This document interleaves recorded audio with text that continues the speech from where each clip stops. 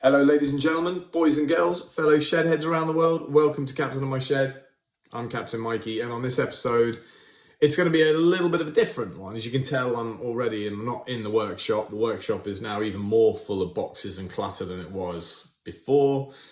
So I thought I'd give you a quick rundown on a couple of the things I've been doing, where we're at with the house sale, some changes that this move is going to potentially bring to the channel. And I'm going to give you a quick rundown of the 7 stages of selling a house in the UK and why I think it's a bit of a broken system. It'll be interesting for you guys on the other side of the pond and other parts of the world, I guess, too, to see how this process works in the UK. And anyone that's looking to buy a house in the UK or sell a house, this might be of interest to you as well. This isn't going to be a deep dive. It's going to be a quick rundown, just so you know the nightmare that I've been living with for the last 6 months. Enjoy.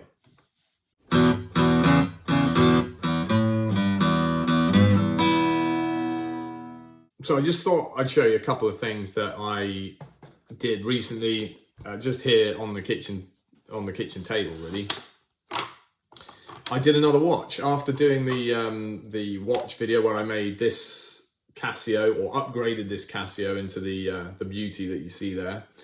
A friend of mine said, "Oh, I really like that, and I'm a big Casio fanboy, so perhaps you could do something for me." And I did.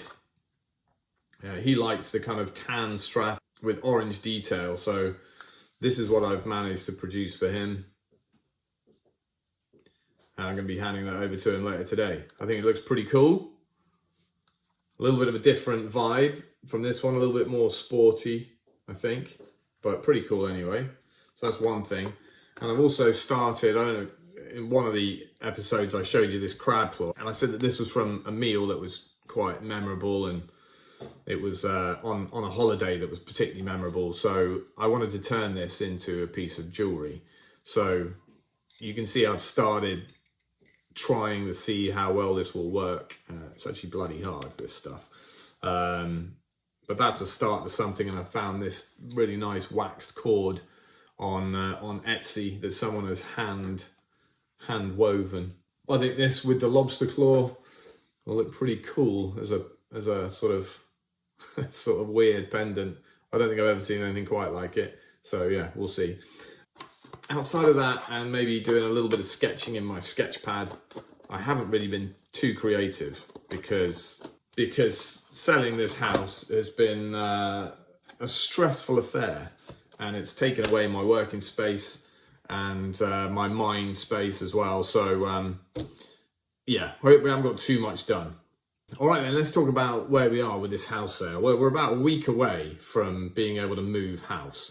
But believe it or not, and this might be a surprise for people that don't work within the UK system, even though we're only a week away, it's still not a guaranteed deal.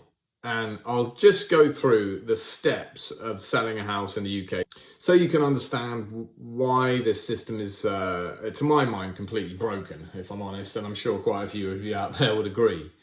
If you find this bit boring, just fast forward. I'll tell you a little bit more about what's going to happen with the channel when the move happens. But yeah, let's just talk about the UK system for a moment of selling and buying houses. Goody gumdrops. So the 7 steps. The first step is that you need to have an EPC in place. An EPC, or an energy performance certificate, has to be in place. So a lot of people will have that in place already, so that's great. But once you've got that there, you can start marketing your house. You've got to choose yourself an estate agent, or perhaps you're going to sell it yourself. And that's probably the same the world over. You'll have somebody selling your house, or you'll be taking it on yourself to market it, whichever way you choose. Not so bad, right? That's step 2. Now, step 3, you can kind of do alongside or even before you start the whole process, I guess. And that is to choose a solicitor or a conveyancer. It's step 3 because if you haven't got one at this point and you're already marketing your property, then you really do need one. And again, choose someone you trust, choose someone that you can communicate well with. Again, that's the same with the estate agent. You've got to be able to communicate. If you can't do that, things will break down later on, because like I say, there are some stressful elements to this and bigger conversations that need to happen. So make sure you're choosing someone that you trust and you can communicate well with. If you can go on recommendation, perhaps even better. And then the fourth stage is to start doing your viewings. This stage can take a long time. The way it normally works is what's happening with what has happened with our house, and that is the estate agent will call you up every now and again and say, yeah, we've got somebody interested, can we come and have a look? We've just made sure that whenever that date was, we've gone, yeah, do it, bring them round. They'll bring people round. You're generally not in the house unless you're selling it yourself, and they will either like it or not. There's not too much an estate agent can do once they've opened the door, apart from answer questions. And there you go. Hopefully they like it and they give you an offer, and then it's up to you to accept. So that's stage 4, viewings, getting an offer and accepting an offer. So you're now sold subject to contract, and now you're into stage 5. Stage 5 can take an awfully long time, or it certainly feels that way. And it's your conveyancer or solicitor will be running searches, surveys, legal inquiries. There'll be a house buyer survey to make sure the mortgage they've got lines up with the value of the house. There's a lot of things to get done here, and you generally don't see what's happening. You'll get some questions asked to you like, we noticed a crack in this wall, can you fix it? Or we noticed this, can you do something about that? Or the roof's a bit old, and whatever it might be, you will either have to accept the fact that you can't do anything about the problem that has been found and find a different buyer, or choose to work with your buyer and come to some agreement on how that issue is going to get resolved. Do you drop your asking price a little bit? That's up to you, but this is the part of the process that takes a long time. Now, once you've got all of those searches and all those surveys done, which can take weeks, and hopefully it's been not too painful, then, and only then, and this is the big problem with the UK system, and not the whole of the UK, by the way. I believe Scotland has a different system, and I don't know how Northern Ireland works.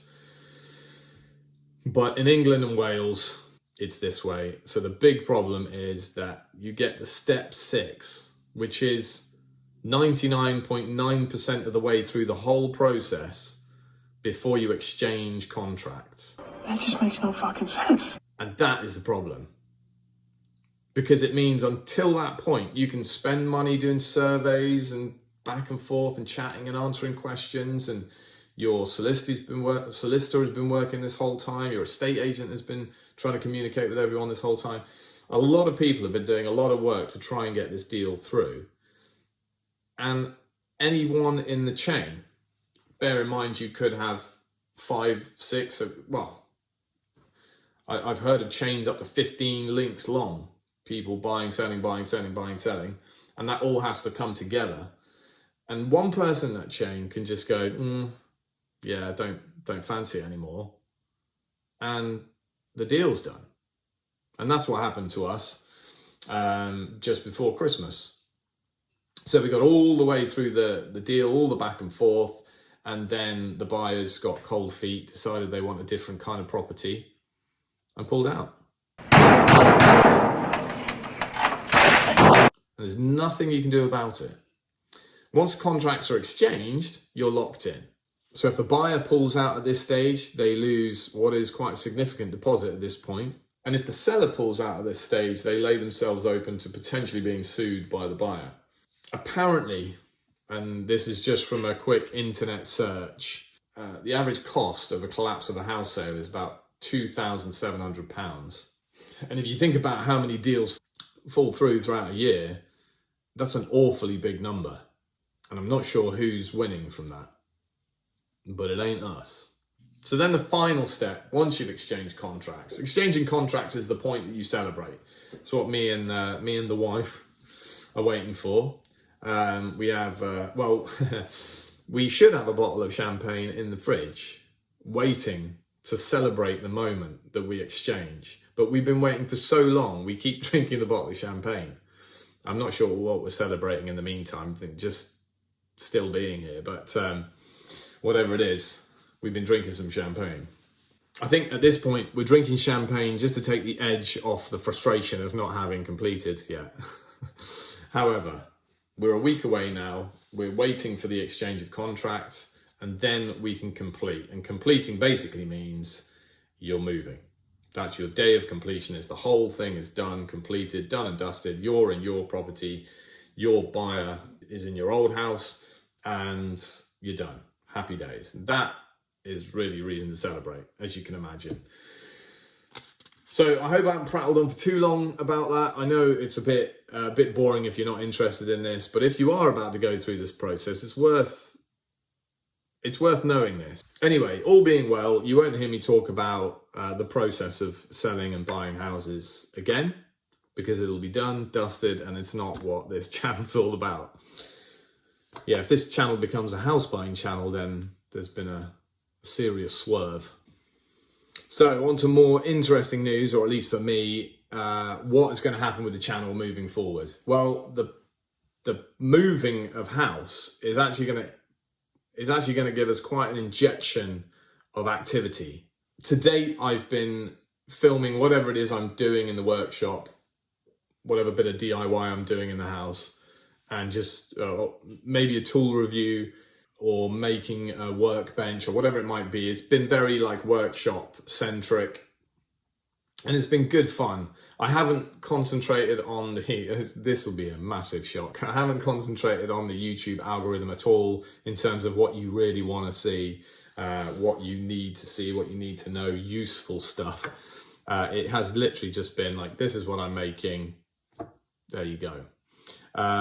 So I've remained a very small channel, and perhaps I'll stay that way, but I'd like to try and put a bit more of conscious effort into the content that's being produced, and moving house gives me a good excuse to start doing that, starting with a workshop build, which I've already mentioned. That's going to have to happen pretty early on, because the family are going to go nuts at me if all my workshop is floating around the house, taking up good space for playing or working or whatever it might be. So that's going to have to happen pretty early on, and it's going to be going into the summer.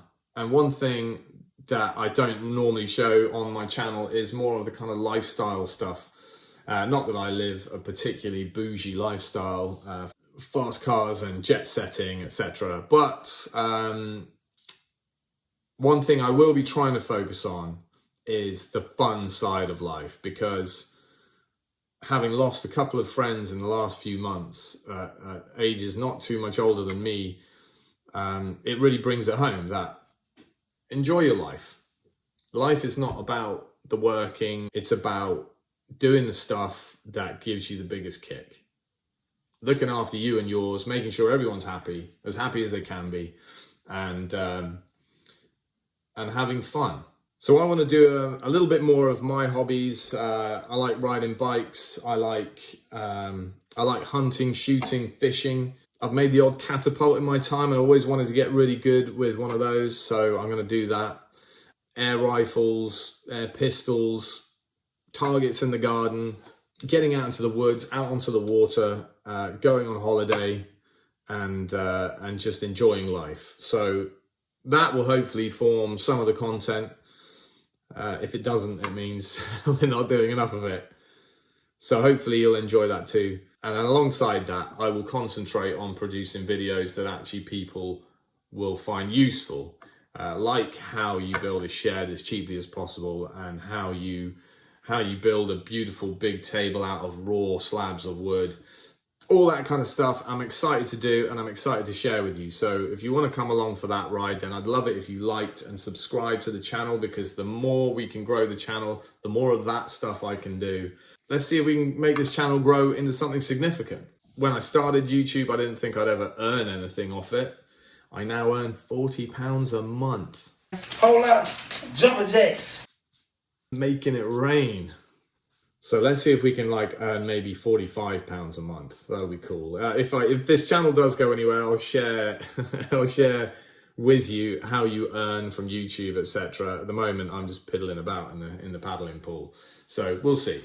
Anyway, for now, that's it for this short video. Appreciate you watching, even though it's just me blabbering on at the camera. The next video should be more interesting and will probably come out in a couple of weeks or so. And fingers crossed, it'll be filmed from a location that you haven't seen before. Take it easy for now. I'll see you on the next one. Bye.